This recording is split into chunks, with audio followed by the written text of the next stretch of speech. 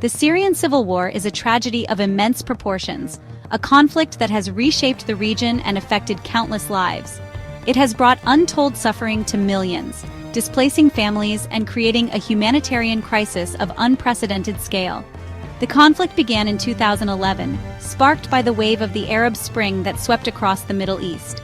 Protests erupted against President Bashar al-Assad's regime, demanding political reforms and greater freedoms.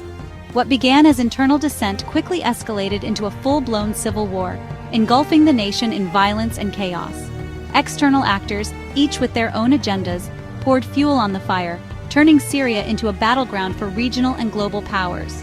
Iran sought to bolster its ally, Assad, and expand its regional influence, seeing an opportunity to strengthen its position. Russia, eager to maintain its foothold in the Middle East, also intervened militarily to support the Syrian regime, showcasing its power on the global stage. The United States, initially hesitant to get directly involved, provided support to select rebel groups opposed to Assad, navigating a complex and volatile landscape. The Syrian conflict is not merely a domestic issue, it is a microcosm of the broader geopolitical struggles that plague the Middle East.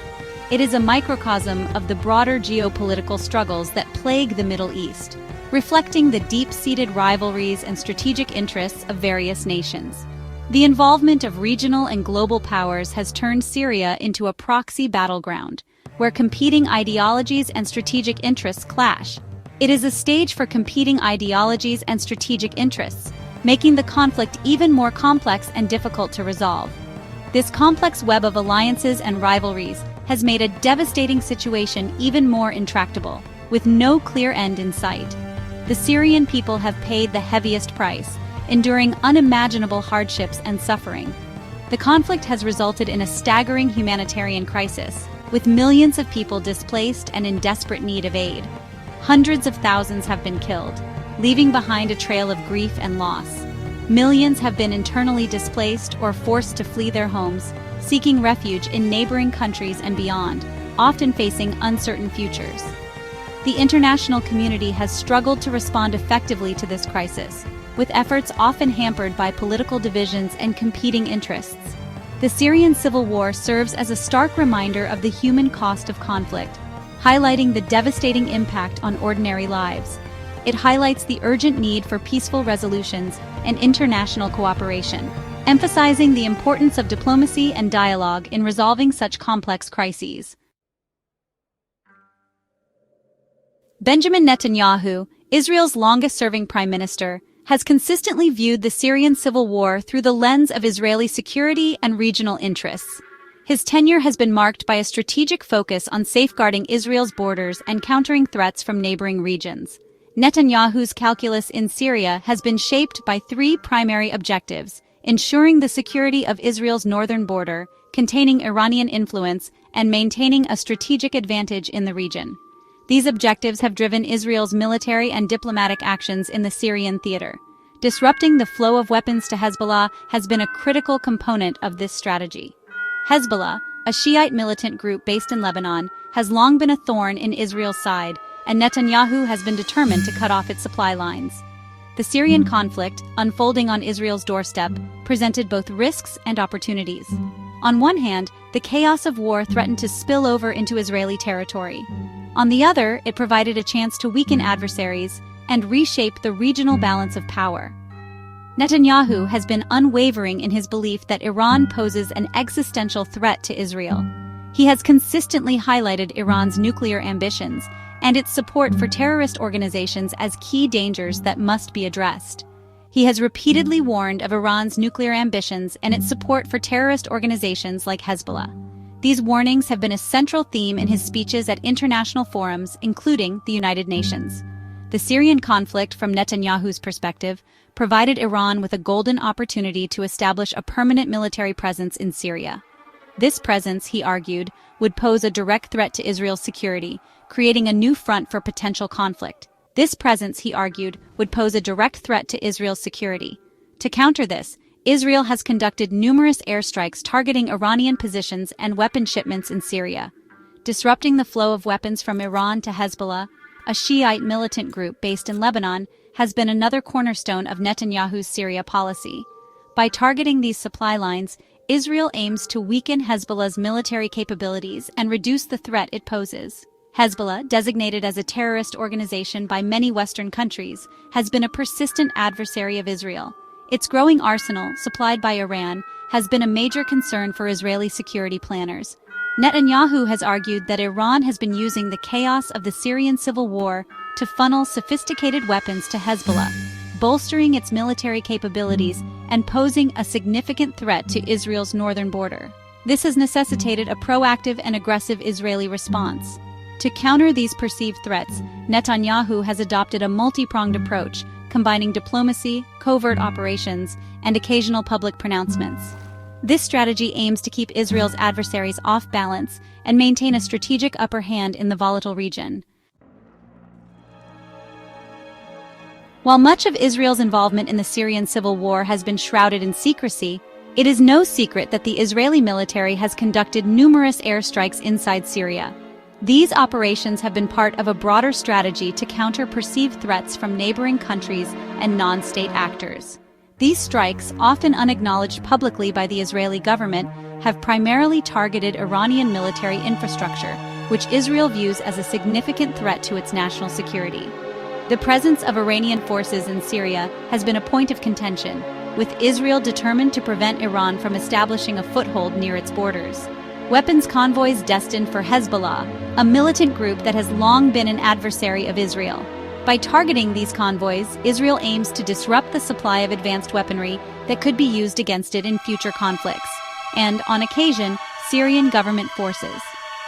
These strikes are intended to weaken the Syrian military's capabilities and to send a message that any collaboration with Iran or Hezbollah will not be tolerated.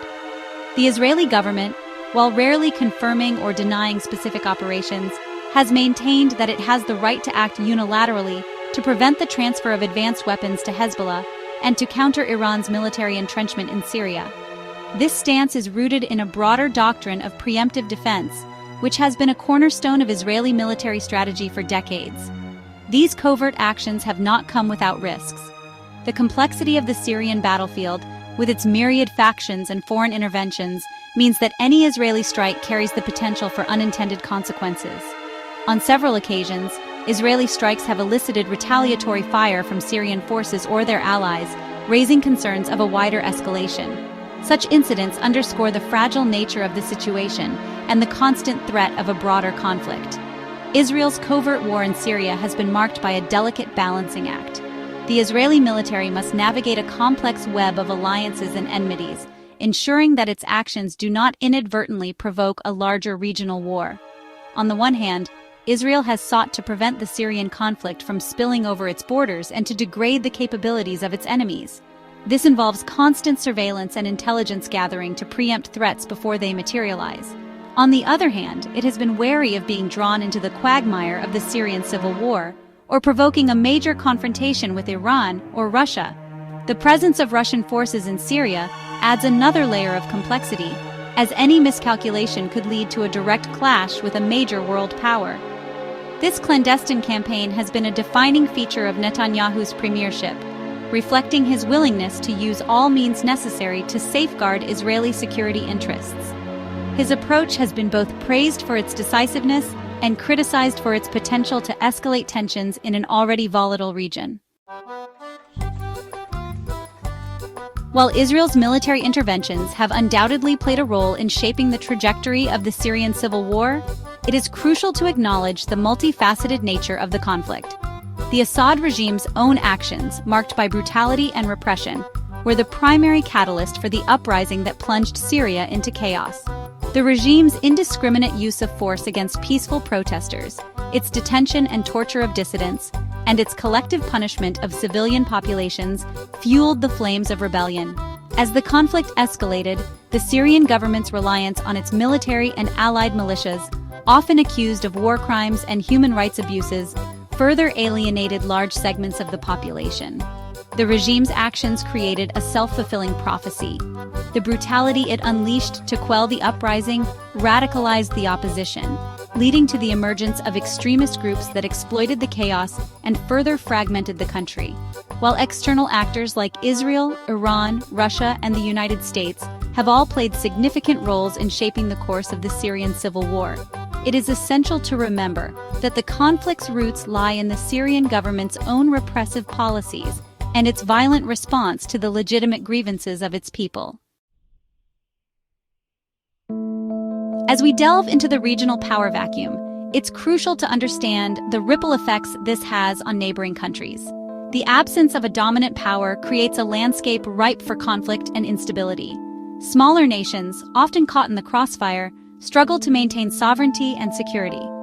This vacuum can lead to the rise of non-state actors, further complicating the geopolitical landscape. Ultimately, the implications are far-reaching, affecting not just the immediate region, but global stability as well. In this scene, we delve into a smaller yet equally telling aspect of the larger conflict. It's a microcosm that reflects the broader geopolitical struggles and tensions. Now, let's shift our focus to Netanyahu's strategic maneuvers in Syria. How do these actions fit into the larger geopolitical puzzle? What are the potential ramifications for the region? The future of the Middle East remains shrouded in uncertainty. What lies ahead for this volatile region? How will the shifting alliances and power dynamics shape the next chapter of its history?